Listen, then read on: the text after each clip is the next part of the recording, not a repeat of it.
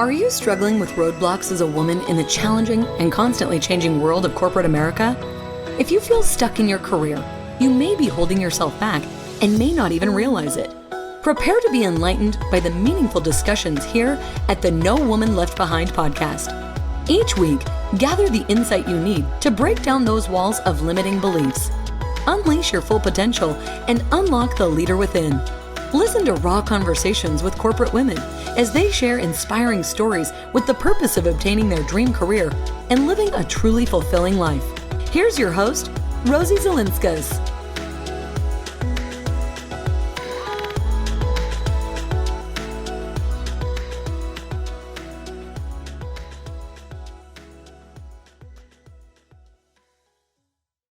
Hey everyone, welcome back to the No Woman Left Behind podcast show. I'm Rosie Zilinskas, your podcast host. This is the third and final episode in the storytelling series. We have Colleen Arturi, who is going to be talking to us about your purpose, the problem, and the personality. This is a great conversation because it's going to show you how we now tie everything that we've been talking about as far as the negotiation series and all the work that you've done and over the last couple of storytelling episodes to culminate how you actually translate your accomplishments into a great story whenever you're going to talk to your manager or a hiring manager for a new position or a prospective new job. Colleen Arturi is here to turn you into a confident storyteller. By helping you question your limiting beliefs, Colleen will guide you to rewrite your story, giving you laser sharp clarity and Lizzo-like levels of confidence. Your expert presence will be invigorated and you'll experience incredibly focused energy towards your work. With 10 years as an entrepreneur and 20 years of storytelling experience, Colleen has created work for some of the world's most discerning brands, from IDEO to Threadless to IKEA. Her purpose is to help you claim your unique power through your story for now and for all time. Stay tuned for this super powerful conversation with Colleen. Hey everyone, before we go into today's episode, I wanted to remind you that there is a free quiz that you can take on the nowomanleftbehind.com website. If you log on to the homepage and you scroll down just slightly, you're going to see a section that says, let's find out where you are in your career. If you click on the radio button that's called Take the Quiz, there will be a pop-up that comes up and it says, what's the key blocker in your career path? There are 3 key blockers that you may be operating under and you may not even know it. So if you click on just take the quiz, it's going to be about 10 questions. It really shouldn't take you more than 3 minutes. And then you're going to be able to get some additional resources just by taking the quiz. So remember, go to nowomanleftbehind.com to take the free quiz.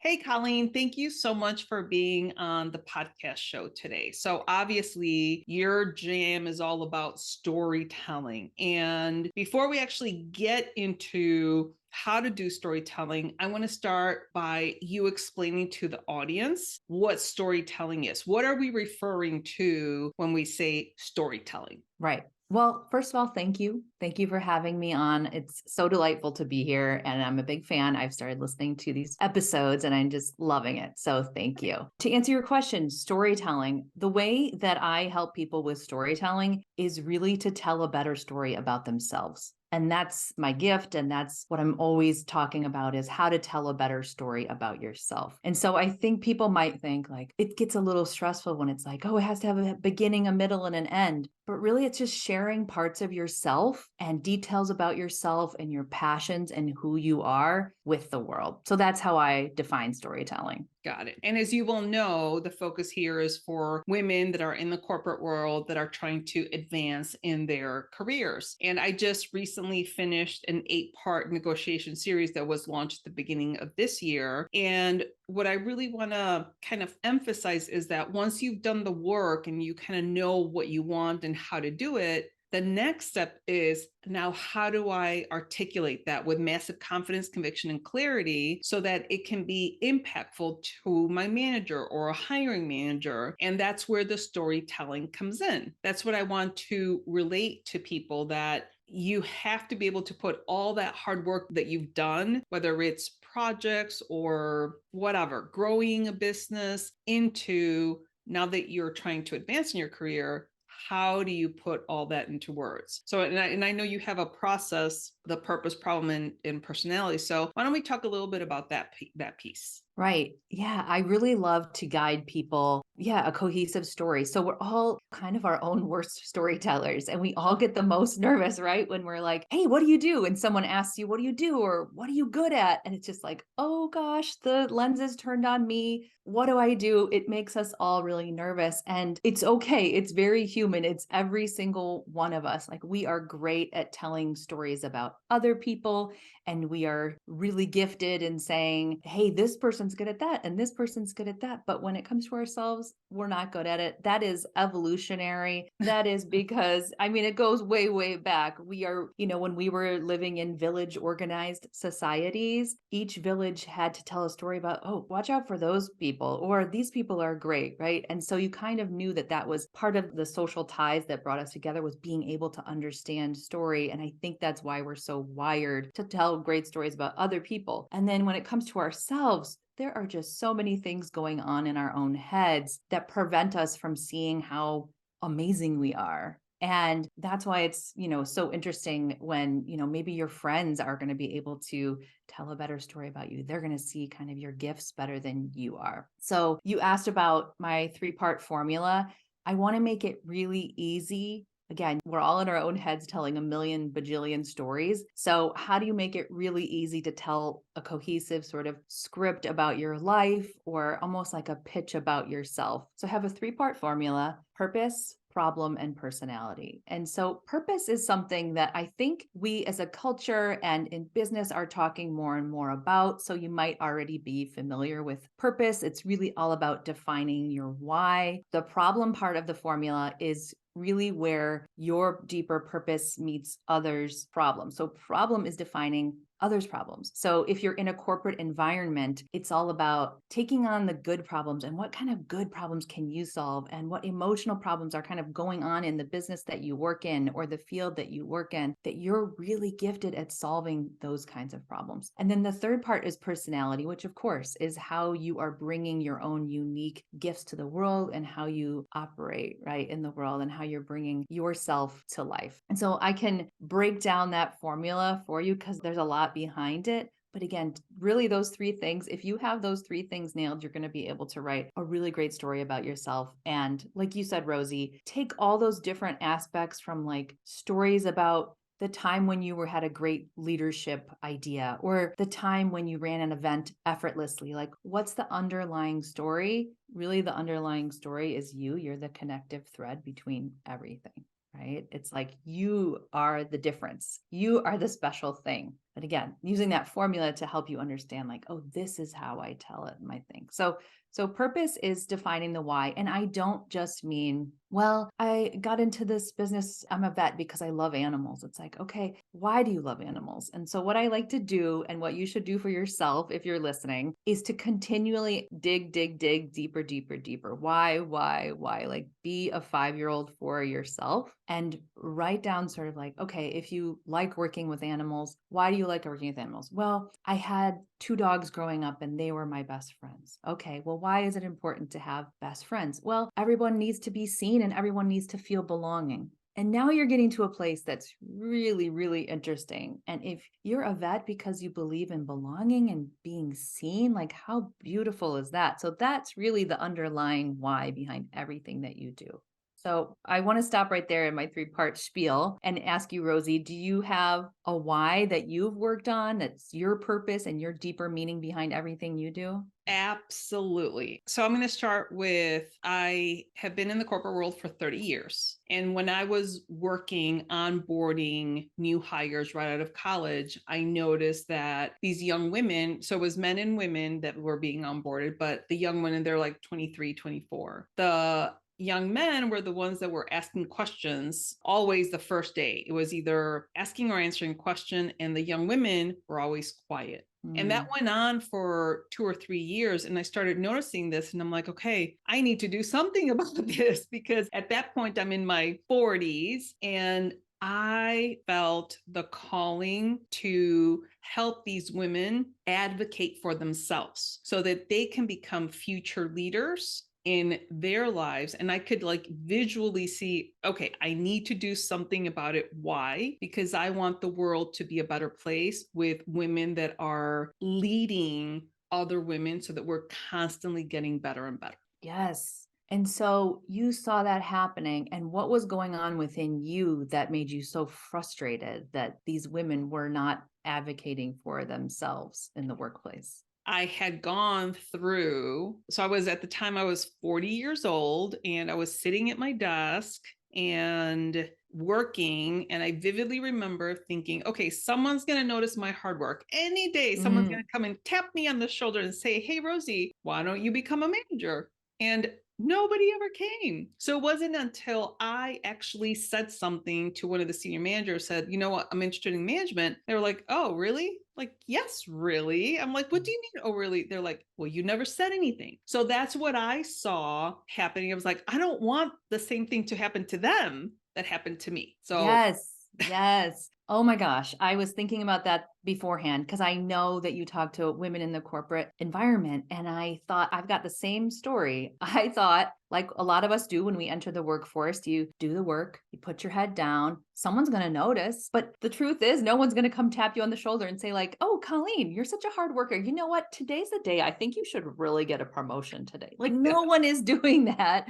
right. No one's going to advocate for you. You can have mentors and they are going to help you. And that is great. And you should have sponsors who help you and all of that. But you need to be your own best advocate. And exactly, like to me, telling that story and getting used to telling that story about yourself is so key and so important in going through the workplace. And it's not bragging. I think some people feel like, you know, especially because we're women, we're kind of used to like being like, oh, I don't want to, you know, showcase too much of myself or show up like too braggy or whatever that is. But it's not bragging. It's literally just telling everyone sort of like what you're interested in and what your value, and it's connection. It's all about connecting with people. So yes, I love to help people have sort of like a script, like literally write this sort of script that you want to tell about your life and about yourself. Like, what do you want? You are in control of your own narrative is a huge theme. And one thing I would love the listeners to take away is that your story, and by sharing your story, you are claiming your power, your individual, unique power. Because again, you know, we are, as women, we don't have access often to the top echelons of the executive world or highest levels of power. So one way that you can create power is through ideas and spreading ideas and sharing and controlling that narrative about yourself. And it's not icky. It's actually just wonderful. And you're just literally giving people a script so that they can talk about you. An easy way to say like, oh, you know what? Colleen is really, really so gifted at creative writing. And you know what? She told me a story about how she wrote a letter to her grandmother and how it brought her and her grandmother closer. Like, isn't that sweet? So then all of a sudden I'm already, you know, again, controlling that narrative. One person I think I like to mention who I think has done this really well in the past couple of years is Meghan Markle, by the way. Yes. Right? Like she's had so many people and telling these stories about her that are just so mean. And she was like, you know, especially in the British press. I mean, in America, I don't think we're as hard on her as they are in Britain. It's part of the reason she left Britain, et cetera, et cetera. But she was like, this needs to stop. I'm going to tell my own narrative. I'm going to control the story about me. I'm going to create a podcast and I'm going to, you know, interview women about their self-limiting stories. Like I can really identify with her mission and her purpose, by the way, because she does do that. And I think that's so beautiful. And again, listeners, I just want to encourage you to sort of do the same thing. Not that you need to start a podcast, but even the simple act of writing that script about yourself is so powerful. It's like you're literally maybe not manifesting, but you are kind of writing your destiny. I had a client tell me that one time she was having imposter syndrome around, oh, this is so funny, calling herself a producer, even though she had just inked a deal with Netflix as a producer. And she's like, I don't know. I've always been a writer. I don't know if I can call myself producer, right? And I said, you have to write that down. You have to write down that you are a producer and bring that out into the world just so that you are more confident doing that. And she said back to me like, oh, it was like writing my destiny, Colleen, like writing that story down. So well, and you know, the Meghan Markle's podcast, by the way, it's called Archetypes, and she does an amazing job. In the very first episode that she released, she talks about how she was 11 years old and she saw a commercial. I think it was like hand washing commercial, hand like soap, or soap, dish soap, dish soap. yeah. And the commercial said something like, women can wash dishes, or women can have like whatever to wash dishes. And she wrote a letter into the company saying, why are you only saying women? Do men not wash dishes? And they changed that commercial and then said people can wash dishes. So she has been an advocate since she was like 11 years old. So amazing. that is a great example of someone that's taking their power and their purpose and converting it into their voice. And then the production of her show is absolutely fantastic. I do love that quite a lot.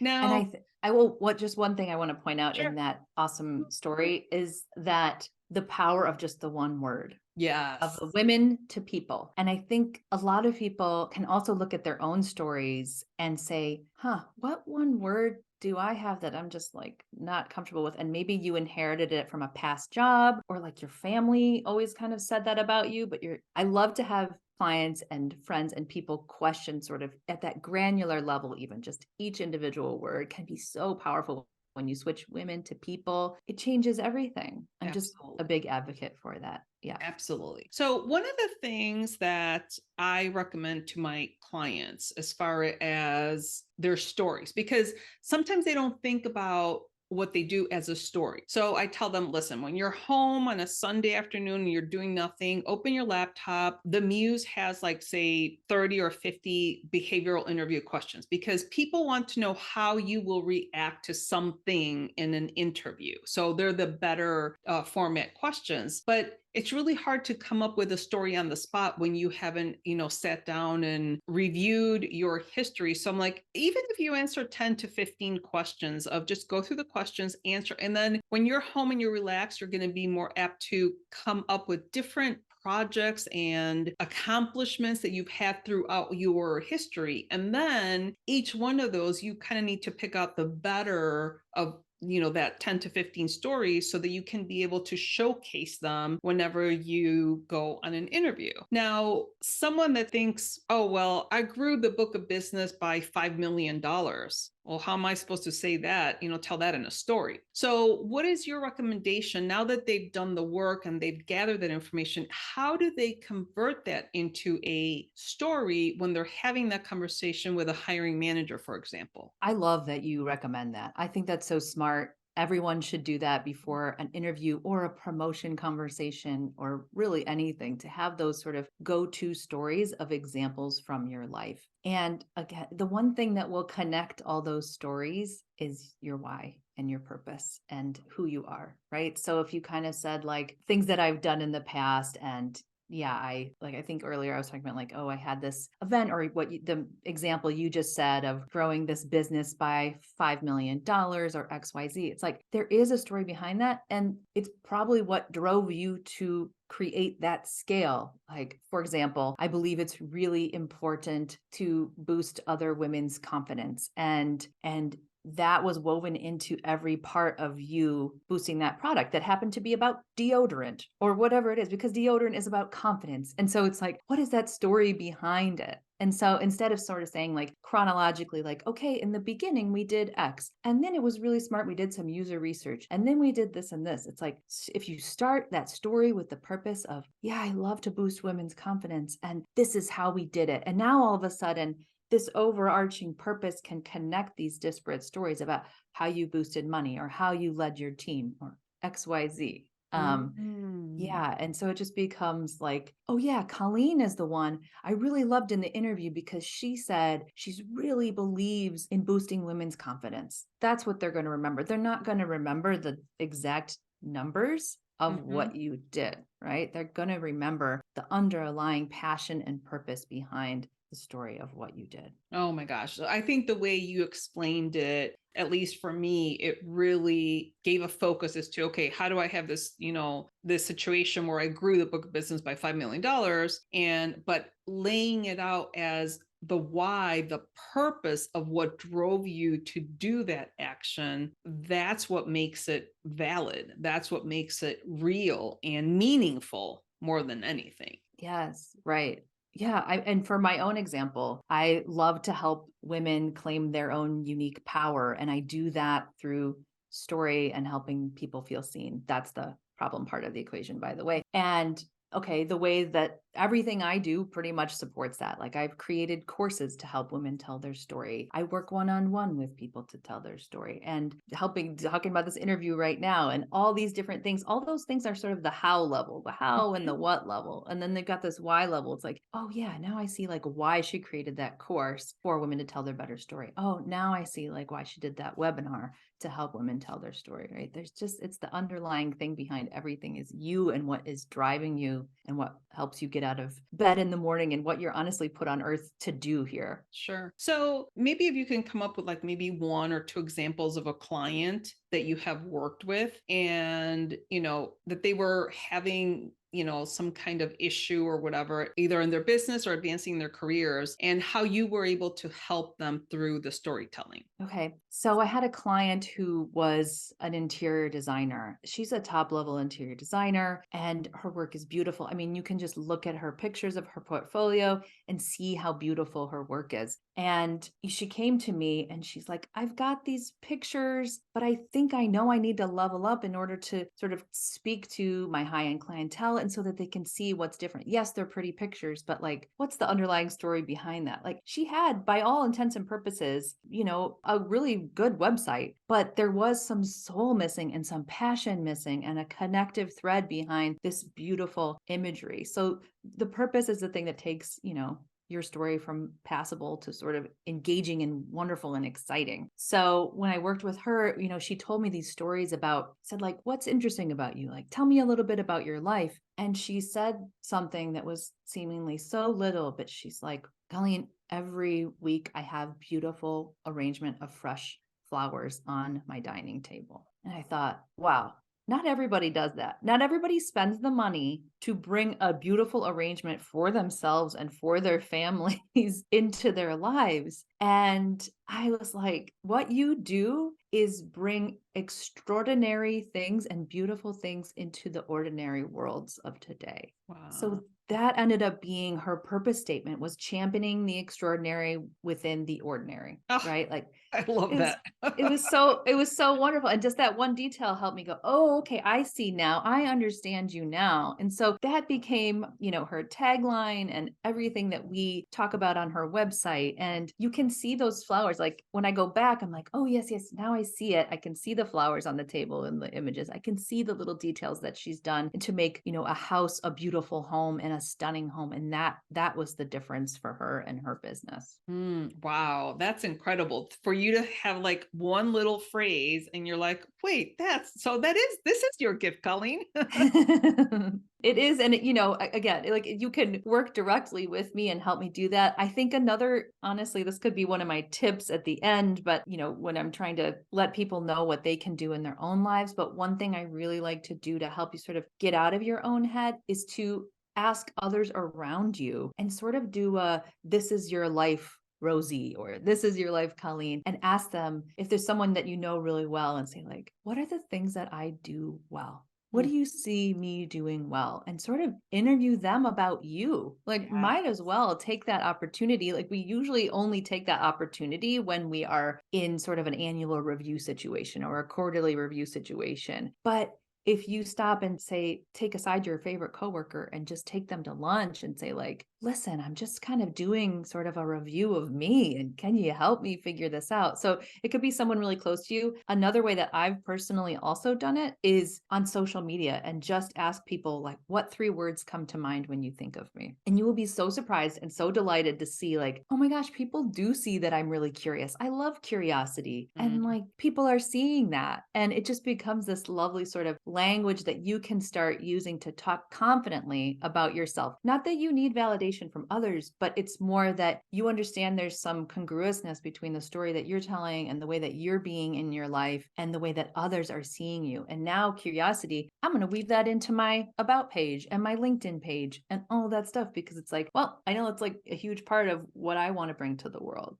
Right. So that's just a simple tip and a simple way to sort of integrate some of this good language into your story. Yeah. And I actually do something similar, but I use it Okay. slightly different. So what I do is I have people go and again, seek advice from their close coworkers, but they're doing it so that they can uncover their blind spots about themselves. So similar, it's like, okay, what do I do really well? But what do I do that's not so well that I can improve upon? And then those are the 2 or 3 things that you use to try to develop yourself, because you're trying to, again, uncover your blind spots. And sometimes, as you said, you don't see yourself the way others see you, and you don't know the good things or the things that you need to develop. So it kind of serves both, because if they say that, you're excelling at communication, well, you don't want to work on that because you're already excelling, but maybe you're not excelling at advocating for yourself or something. Yes. And focus on that. So it's it's the same concept, but used in a different way. You might as well, if you got somebody and you're taking them to lunch, you might as well ask them, what are my gifts? What are my challenges? Another third one I like to kind of throw in is, what could you see me doing in the future? Oh, that's a good one. Right? Because we're always, these 2 identities, we're always sort of who we've been and who we want to be. Yeah. And if you're looking towards the promotion, or if you're looking towards that new role or whatever that is, it's like, ooh, now someone else like gave me a little bit of an excitement, like, oh, they could see me writing a book. Oh, they could see me being a personal chef. Oh, interesting. And then you get to start to kind of define that future self. Because like you just said, it's like, what things have I done in the past? What do I need to work on? It's like, let's get you over the past, current, and into the future self. It's like, again, it's all about like sort of what is that big legacy you want to lead, and like, what is your next step want to be? And if you're thinking about that next step and you're thinking about your future self, like, how can you move closer towards her? And how can you bring more of her into that role? Like there's that phrase, like, we dress for the role you want to have. Right. I think you also kind of have the mindset for the role that you want to have, the future vision for that role too. What you just said, that gives people ideas that they may not have thought about for themselves. Because if someone else sees you as an author, you're like, oh gosh, I never saw myself as an author. And so, you can be an author. So I like that. I really like that a lot too. Yeah, it's fun. I mean, that just made me think of, this is a side tangent, but in ChatGPT, I had ChatGPT write my bio of me just to see what it spit back. I said, can you write the bio of Colleen Arturi? And it did say, Colleen Arturi is the author of this, the Storytellers book. And I was like, well, I'm not, but gee whiz, maybe I should be. That's awesome. Maybe the robots are onto something and they know something that I did not know. That's fantastic. So I know you have a quiz, and I actually took your quiz. Yes. I'm so excited to talk about this. You want me to tell you what my result was now?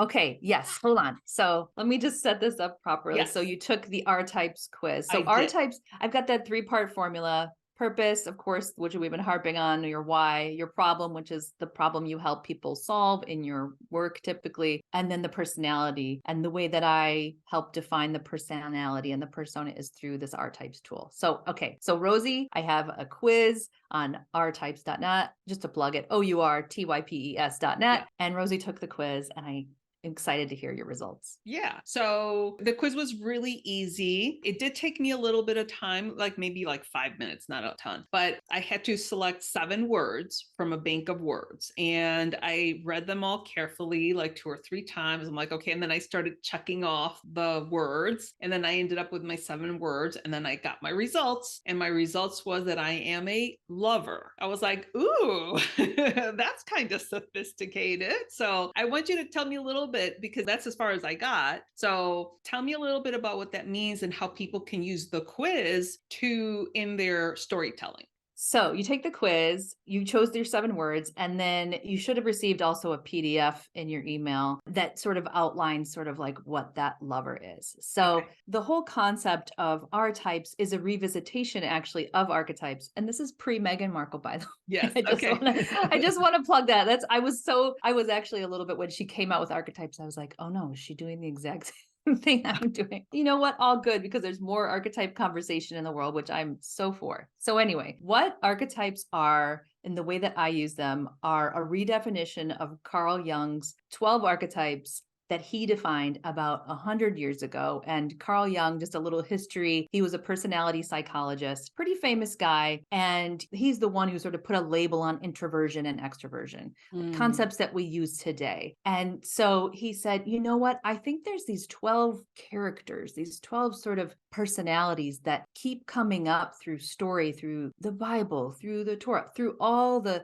Star Wars and all the things that we know and love, movies, books, everything, even humans. And so people have been using these 12 archetypes for branding purposes for a while. And I was using them in my client work for a while as well. But after a couple years of using them, I came to a standstill. And the standstill happened when I was working with a woman who was really high ranking, prestigious, lovely woman, a high up person in her work. And she was a Black woman. And it was really, really hard for me to find within the current sort of content that's online and Googleable stuff about archetypes, anything about, say, the Black woman girl next door or person next door, or who's the Black woman sort of magician. And I was like, oh no, this is a representation problem. We need to fix this. And again, I'm all about sort of rewriting narratives and questioning things and then rewriting them. So I thought, I think this needs a revisitation. And that's where R types, OUR types was born. It's just, let's get rid of these existing sort of trite, stereotypical narratives, versions of success that are sort of like really outdated. We all need representations and we all need stories about people who have different lived experiences and who kind of look like us or are like us. And I want it to be inclusive of everyone. So that's where this concept came from. So when you are taking that quiz and you're choosing those 7 words are aligned with the person or persona you want to show up more as in the world. And it can be a really great tool to just say like, oh, okay, lover, like that's very interesting. How could I be more lover? And I love that you got lover. And I'm so curious. I mean, we could talk about this after this podcast conversation for sure. But the way that lover is one of the 12 archetypes. And the lover is really about what it sounds like, creating more intimate experiences with yourself, with others, and with the world around you. So my favorite example of lover is Lizzo, because Lizzo is all about self-love, and she's really redefining how we talk about love. And so much of her music is about loving yourself and being confident in yourself and really projecting that out into the world. And yeah, gosh, how wonderful.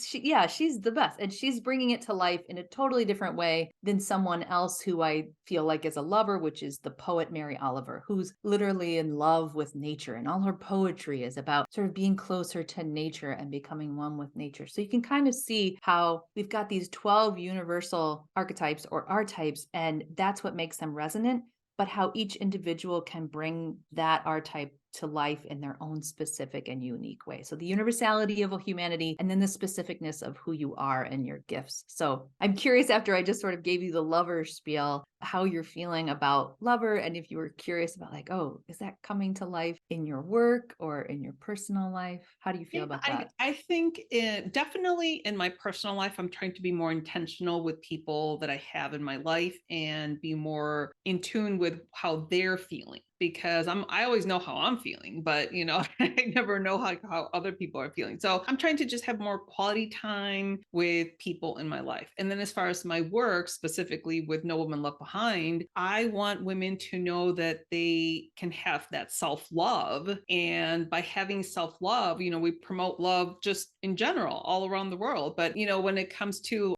some people say, oh, like if you donate money, it's just a waste of money. I'm like, no, it's not. To me, it's like I'm helping a human being in some way, shape, or form, with whatever organization I donate dollars to, for example. So to me, I'm being more loving in the world by trying to help a certain group or, whatever. I usually try to have my core values in line with whatever I'm donating to. So I think it resonates. And so I need to go back and read the PDF in detail to see like what all is in there, because I'm going to definitely incorporate some of that into my life and my storytelling. And, whenever I'm talking to people, it's like I help women articulate their worth with massive confidence, conviction, and clarity. So I want them to see the beauty in themselves to be able to portray it to others. So that's a little bit Oh, about me. that's so wonderful. That touches my heart. Your lover just touched my heart. Just Yeah, well, good. Thank you. Well, I love it. Yeah. Colleen, so tell me a little bit about how the course, because you have a course for storytelling, and I'm interested in talking to, our audience to see if they can take this course to help them with their storytelling in the corporate world. Yes. So, yes, I have a course called Storycraft, and Storycraft is all about the art of a cohesive narrative. And so that's really about giving people the tools to tell their own story and guiding them through that 3-part formula of purpose, problem, and personality. Because again, we can talk about that really quickly here, but it takes a little bit of work to really unpack that for yourself. And so there are worksheets and guidelines within that course to help people do that. Got it. And they Was can there a find second you. part of that question? No, and they I was can gonna find say, you on your website. and they can find me on my website. My website is www.thestoryshop.com, and you spell shop SHOPPE. And then you can hop over and take your R-Types quiz at rtypes.net, OURTYPES.net, and find out information there. There's ways to, at the very least, it's a free quiz. So just take it and find out about yourself and see how you feel about those results. It might be that you're feeling like those results are like a little too comfortable and you want something more for yourself, or you might be like, "Ooh, this is exciting. And this is kind of like a little on the edge for me, but I want to bring more of that into my life." I have a guidebook also that can guide you through sort of that work in how you can use R-Types to tell your story and in your mindset, all that stuff. And then I also have a one-on-one session if you've gone through the guidebook and you've taken the quiz and you want to take the next step and actually chat with me about how you can bring your R-Type to life. Got it. Okay. So I think the biggest thing for me was the fact that we now have a formula of like your purpose, the problem, and then the personality. And any story, if you can kind of put that into that formula, then the biggest thing is the why. Why are you doing this? Why did you do that? And I think that's how you are able to distinguish yourself from other people that are trying to apply for the same position. So I think this is, absolutely fabulous. Okay. So Colleen, can you leave us with maybe a couple of actionable tips that people can use whenever they're thinking about their storytelling? Yes. Okay. So the first one, we've talked about that at the beginning of the conversation, that it's so difficult to talk about yourself. So one very easy way to not talk about yourself is to look at your inspirations and sort of make a list of people who you're inspired by and unpack why you're inspired by them. Because usually the people that we love and that we look up to, celebrities, whoever that person is, even a mentor, there's something in that person that we want to have in our life or that we value in our own lives, whether that's just sort of like, oh, Lizzo was so wonderful at self-love. I wish I could be more of that, or whatever that is. It's just easier to kind of go look outside of yourself than in yourself. But once you start sort of identifying these people, you'll go, oh, there's some themes here, and I want to bring that into my own life. And I do love this person because of XYZ, and that represents me as well. So that's the first tip, is just to start with your inspiration, start outside of yourself. And then second tip is going inside yourself and defining that purpose. That purpose is going to connect everything that you do, and how you are going to contribute is that problem. So the purpose and the personality are you and dictated by you. And to reiterate, you have the control, you have the power to control your own narrative. And then looking outside yourself of that problem of like, what problem do I help others solve? So the inner and the outer, start with that purpose. Oh my gosh, that is fantastic. Well, I think, again, to me, this brought a lot of clarity as to how women in the corporate world can use their individual stories to contribute to their work into their future promotion as a vice president, as a manager, whatever they want to do. And I also like that the fact that you said, ask advice on what do you see me doing? I think that's key, because it'll give our listeners a view of what the possibility that they can have in the future. So all that good stuff. All right. So Colleen, any final words before we close? The final words are thank you. Thank you for the time and the place and being together. It's just been really fun and enjoyable. And yeah, we should do it again sometime. Sounds good. All right. Thank you so much, Colleen, for your time. Thanks, Rosie. You too. Bye-bye. I don't know about you, but it is very evident to me how now you can take whatever project or accomplishment you have done in your corporate career and translate that into a story. And it all starts with your purpose. So we talked about your why. Yes, you may increase the growth of your business or of your company or of your team, but there's an underlying purpose as to why you think that's important. And when you take that why and you thread it through your career so that you can identify the power of your purpose, then that's when I think it starts really becoming alive, that you're there for not just a job, but a purpose. And I think that's when you are able to, once again, articulate that with massive confidence, conviction, and clarity, that's when things start happening. So again, Colleen, we talked about identifying your purpose, your why, identifying that problem that you solve, and then bringing that personality all together. Colleen did leave us with 2 tips. The first tip, she says, we all know that it's difficult to talk about yourself. So go outside of yourself and start with inspiration.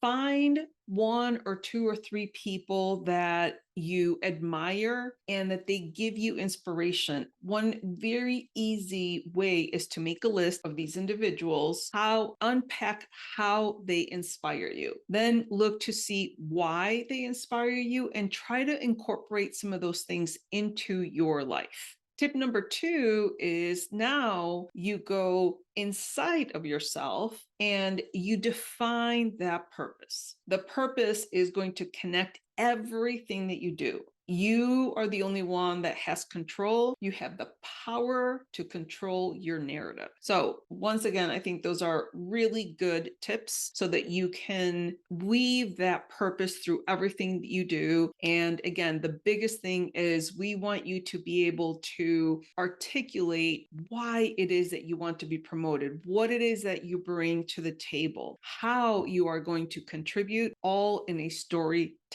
format. You can find Colleen on LinkedIn and on her website. And as she said, she has a couple of things that you can do. You can do the free quiz for the hour types, and then also has a course right on her website. So all of her contact information will be right on the episode website. Again, I'm so glad that we have now done this storytelling series because to me, it has been very impactful. And the conversation with Colleen kind of brought it all together. And I think it's a perfect way to end this storytelling series. With that, remember to be brave, be bold, and take action. Thank you for listening to this episode. Let these stories of self-encouragement and professional development serve as a guide in navigating through corporate America in the most practical and fulfilling way possible. Do not forget to subscribe to the show at nowomanleftbehind.com for more content like this. Leave a rating and share it with your friends because we want to make sure that no woman is left behind. Until I see you next time, remember to be brave, be bold, and take action.